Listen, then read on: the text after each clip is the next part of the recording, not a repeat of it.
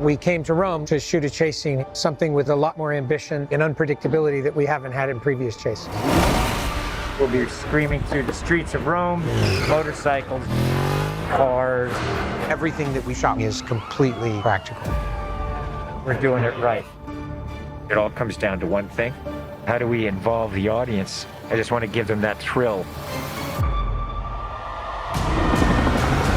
We let the city tell us the kind of chase it was going to be. Traffic in the city is notorious, and the cobblestone streets make all of the driving unpredictable. Best part is Tom and Haley, they're handcuffed together. People are chasing us. Yes, they are. You're driving. Tom had to drive one-handed cuffed, for real.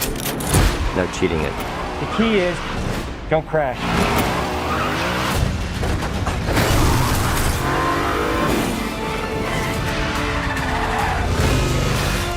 Who is that person?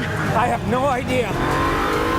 Tom is driving and drifting one-handed through the streets of Rome. That was a day I will never forget. Trying to do drifts every time you think you're going in one direction. It's the cobblestones on the street say, no, you're not, you're going this way. You gotta get rid of this car. Tom and Haley ditched the car for one of their IMF vehicles. Suddenly, this tiny little Fiat 500 comes out of nowhere. We built this Fiat 500 so that it would be faster.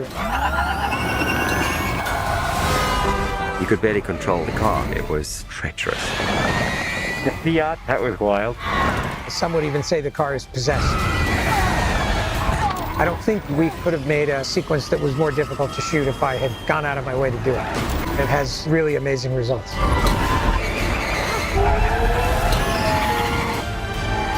It would be impossible without this crew and an actor like Tom.